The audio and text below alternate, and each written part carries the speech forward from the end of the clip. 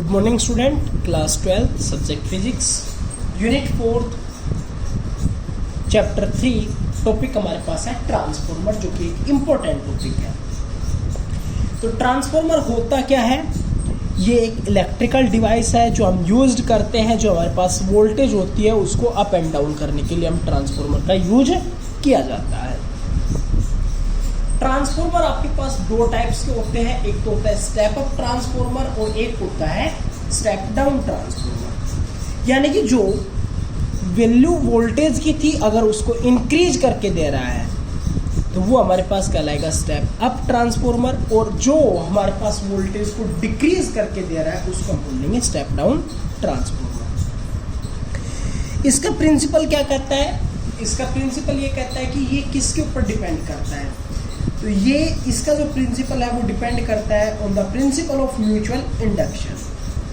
जब आपके पास किसी भी कॉइल के अंदर एक मैग्नेटिक फ्लक्स चेंज होगा तो उस कॉइल के अंदर एक ईएमएफ भी इंड्यूस्ड होगी, जो नज़दीक वाली कॉइल होगी उसके ऊपर डिपेंड करता है। कंस्ट्रक्शन क्या कहता है? हमने कोई एक सॉफ्ट आयरन कोर ली है जो कि लैमिनेटेड है वेल शीट के ऊपर। हमने दो कॉइल्स मानी है P1 P2 और एक S1 S2। दोनों को वाउंड किया हुआ है सेम कोर के ऊपर, लेकिन वो दोनों वेल इंसुलेटेड है।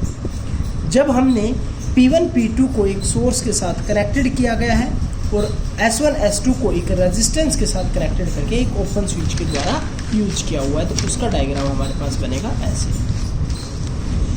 ये मैंने सॉफ्ट आयरन कोर ले ली है, इसके ऊपर एक साइड मैंने ये P1 P2 कॉइल्स का यूज किया, ऐसे कॉइल्स को वाउंड किया हुआ है और इनको एक एसी सोर्स के साथ कनेक्टेड किया हुआ है।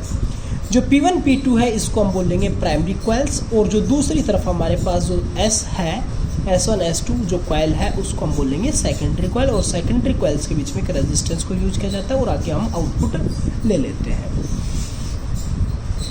मान लेते हैं जो हमने प्राइमरी सेल्स को जो ईएमएफ दी थी वो हमारे पास है E that is equals to E naught sine omega T के इक्वल।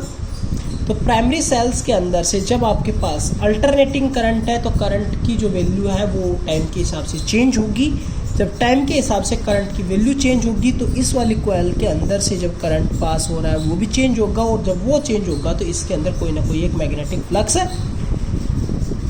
चेंज होगा, और जब इसके अंदर से मैग्नेटिक फ्लक्स चेंज होगा तो इसकी जो नज़दीक जो कॉइल है S2 वाली S1 S2 वाली उसके अंदर से भी क्या होगा कि कोई ना कोई एक फ्लक्स चेंज होगा, और जब इसके अंदर से जो फ्लक्स चेंज होगा तो वो हमारे पास क्रिएट करेगा कि इसके अंदर से वोल्टेज और करंट के रिप्रेजेंटेशन को। ई टर्न्स हमने माननी है, इसको एक नाम दिया है, यानी कि जो ईएमएफ इंड्यूस्ड हुई है पर टर्न्स, तो उसको हमने नाम दिया है ई टर्न्स। जैसे कि अगर मान लीजिए यहाँ पर हमारे पास प्राइमरी कॉइल्स के अंदर जो नंबर ऑफ टर्न्स जो है हमारे पास वो है NP, और सेकेंडरी कॉइल के अंदर जो हमारे पास नंबर ऑफ टर्न है वो हमारे पास है NS।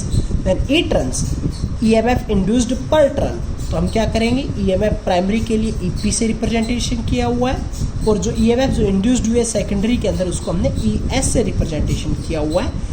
तो EP divided by NP that is equals to ES divided by NS। ये हमारे पास किसके इक्वल होगी? ई टर्न्स के इक्वल होगी। अगर हम बात करें तो ES की जो वैल्यू हमारे पास यहाँ से निकालेंगे तो ES EP इंटू NS को इधर भेजेंगे तो क्या हो जाएगा? EP NS बाई NP के इक्वल हो जाएगा, ठीक है। और EP बाई ES यहाँ से निकालना चाहेंगे EP बाई ES तो हो जाएगा NP बाई NS के इक्वल, और जो NP बाई NS होता है उसको हम बोल देते हैं ट्रांसफॉर्मर रेशियो, और उसको हम रिप्रेजेंटेशन करते हैं K के द्वारा। मान लेते हैं जब आपके पास जो एक कॉइल थी उसके अंदर जो फ्लक्स का कोई भी लीकेज नहीं हो रहा है, when there is no leakage of flux, तो उस टाइम के ऊपर अगर हम बात करेंगे rate of at which generator transfer energy to primary coils, किस रेट के द्वारा जो जनरेटर है वो एनर्जी को ट्रांसफर करेगा प्राइमरी कॉइल्स के लिए, तो एनर्जी की बात करेंगे तो हमारे पास किसके इक्वल हो जाएगी? पावर की बात करेंगे तो हमारे पास क्या हो जाएगी? IP इंटू EP प्राइमरी के लिए, और सेकेंडरी के लिए इसी तरह निकालेंगे तो हमारे पास क्या हो जाएगी? जो प्राइमरी सेकेंडरी के पास ट्रांसफर करेगी तो हमारे पास क्या हो जाएगी? IS इंटू ES के इक्वल हो जाएगी। जब हम मान लेते हैं कि हमारे पास कोई भी लॉस नहीं हुआ तो जो हमारे पास जो इनिशियल पावर थी और लास्ट के अंदर जो रिजल्टेंट पावर है वो दोनों हमारे पास क्या होनी चाहिए? इक्वल होनी चाहिए। जब ये दोनों इक्वल हो जाएंगे तो हमारे पास रिलेशन बनेगा ये, और यहाँ से अगर हम आई एस की वैल्यू निकालना चाहेंगे तो क्या हो जाएगी, I P E P divided by E S के इक्वल हो जाएगी। ठीक है, E P by E S जो है यहाँ से हम क्या लिख सकते हैं, E P by E S that is equals to N P by N S के बराबर लिखा जा सकता है, इसलिए क्या हो गया I P N P by N S.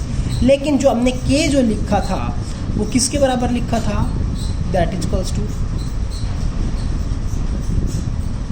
हमने जो के का रिप्रेजेंटेशन किया है तो हमारे पास क्या हो जाएगा, आई पी डिवाइडेड बाई के, यानी कि यहाँ पर जो हमने N P by N S को लिखा था 1 बाई के, तो के हमारे पास हो गया N S by N P, और अगर हम यहाँ पर N S by N P की जगह पर वैल्यू पुट करते हैं तो हमारे पास हो जाएगा 1 बाई के, तो हमारे पास हो जाएगा आई पी बाई के इक्वल हो जाएगा। स्टेप अप ट्रांसफॉर्मर के अंदर देखते हैं तो हमारे पास N P by N S, step up का मतलब क्या कहता है कि जो हमारे पास इंक्रीज करके मिलेगी, तो अगर हम यहाँ से देखना चाहें तो के की वैल्यू किसके इक्वल हो जाएगी, K that is equals to secondary के अंदर आपके पास ज़्यादा कॉइल्स होंगी, प्राइमरी के अंदर कम होंगी, तो के की वैल्यू ग्रेटर देन 1 के इक्वल मिलेगी, के इज़ ग्रेटर देन टू 1 then I S is less than to I P के इक्वल हो जाएगा यहाँ से। अगर हम इस इक्वेशन का यूज करते हैं तो हमारे पास फर्स्ट इक्वेशन का यूज़ करेंगे तो क्या हो जाएगा, I P that is equals to I S into K के बराबर, लेकिन के की जगह पर हम किसका यूज़ कर सकते हैं, N S by N P का यूज़ कर सकते हैं, और हमारे पास क्या हो जाएगा, आई एस को क्या लिख सकता हूँ, E S by R into N S by N P. E S को आप क्या लिख सकते हो, यहाँ से अगर मान लीजिए मैं ई एस की वैल्यू निकालना चाहूँ, ये मैंने पीछे निकाल ली थी, E S that is equals to E P N S by N P, ये वाली वैल्यू यहाँ पर दोबारा से पुट करते हैं तो N S by N P ये वाला एज इट इज़, और ई एस को हटा कर लिख सकता हूँ N S by N P into E P, तो हमारे पास क्या हो गया 1 by R N S by N P का whole square into E P. अगर हम यहाँ से इसको कंपेयर करना चाहते हैं तो I P that is equals to E P divided by R equivalent, तो आर इक्विवेलेंट की हमारे पास वैल्यू क्या हो गई, N P by N S का होल स्क्वायर इंटू आर के इक्वल हो गया। जब हम बात करते हैं एफिशिएंसी की, एफिशिएंसी ऑफ ट्रांसफॉर्मर भी हमारे पास किसके इक्वल होगी, output power to the input power, output power हमारे पास किसके इक्वल है, E S I S divided by E P I P. तो अगर हम यहाँ से देखेंगे तो इसकी पावर, अगर हमारे पास आइडियल कैपेसिटर है, आइडियल ट्रांसफॉर्मर है, तो इन दोनों की पावर इक्वल होगी, यानी कि कोई लॉस नहीं होगा, तो वहाँ पर हमारे पास किसकी इक्वल हो जाएगी, efficiency that is equals to 1 means 100% हमारे पास उसकी क्या हो जाएगी, एफिशिएंसी हो जाएगी। Thank you.